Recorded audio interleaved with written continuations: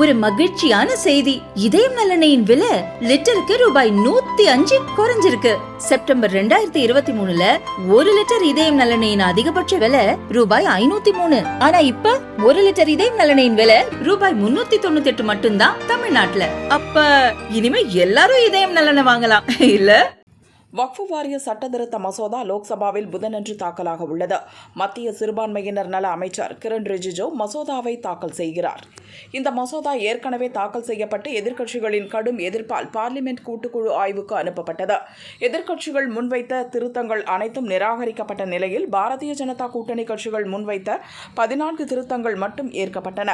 இப்போது மீண்டும் தாக்கல் செய்யப்பட உள்ள வக்ஃபு வாரிய சட்டத்திருத்த மசோதா கடும் பேசுபொருளாகியுள்ளது. இதனால் மசோதா மீது பல்வேறு கட்சிகளைச் சேர்ந்த எம்பிக்கள் விவாதிக்க 8 மணி நேரம் ஒதுக்கப்பட்டுள்ளது. கூடுதல் நேரம் தேவைப்பட்டால் அதற்கான நடவடிக்கையும் எடுக்கப்படும் என அறிவிக்கப்பட்டுள்ளது.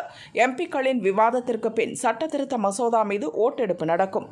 எனவே பாரதிய ஜனதா எம்பிக்கள் அனைவரும் தவறாமல் நாளை லோக்சபா கூட்டத்தில் பங்கேற்க வேண்டும் என உத்தரவிடப்பட்டுள்ளது. ஏப்ரல் 2ஆம் தேதி லோக்சபாவில் முக்கிய நிகழ்வு நடக்க உள்ளது.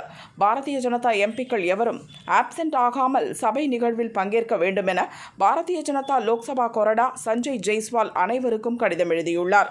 இதேபோல் வக்ஃபு வாரிய சட்டத்திருத்த மசோதாவை கடுமையாக எதிர்க்கும் சமாஜ்வாதி கட்சியும் அதன் எம்பிக்களுக்கு கொறடா மூலம் உத்தரவு பிறப்பித்துள்ளது.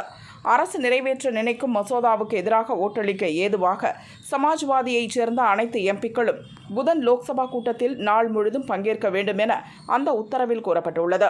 விதிகளின்படி கொறடா உத்தரவை மீறும் எம்பிக்கள் மீது நடவடிக்கை எடுக்க முடியும். எனவே முக்கிய விவாதங்கள் மீதான ஓட்டெடுப்பு, அரசு, சபாநாயகர் மீதான நம்பிக்கையில்லா தீர்மானம் ஆகிய சமயங்களில் அணிமாறி ஓட்டளிப்பதை தடுக்கும் வகையில் கொறடா உத்தரவு பிறப்பிக்கப்படுவது வழக்கம். அந்த வகையில் புதனன்று தாக்கலாகும் வக்ஃபு வாரிய சட்டத்திருத்த மசோதாவுக்கு ஆதரவாகவும் எதிராகவும் ஓட்டளிக்க வசதியாக அந்தந்த கட்சிகளின் எம்பிக்களுக்கு கொறடா மூலம் உத்தரவு பிறப்பிக்கப்பட்டுள்ளது. புதனன்று சபை நடவடிக்கைகளை எதிர்கொள்வது, விவாதத்தில் எடுத்து வைக்க வேண்டிய முக்கிய விஷயங்கள் குறித்து இண்டி கூட்டணி கட்சி தலைவர்கள் டெல்லியில் ஒன்று கூடி விவாதித்தனர். வக்ஃபு வாரிய சட்டத்திருத்த மசோதாவை அனைவரும் ஒருமனதாக எதிர்ப்பது என முடிவு செய்துள்ளதாக காங்கிரஸ் பொதுச் செயலாளர் KC வேணுகோபால் தெரிவித்துள்ளார். ஒத்த கருத்துள்ள கட்சிகளையும் மசோதாவுக்கு எதிராக வாக்களிக்குமாறு இண்டி கூட்டணி சார்பில் கேட்டுக்கொள்வதாகவும் அவர் கூறியுள்ளார்.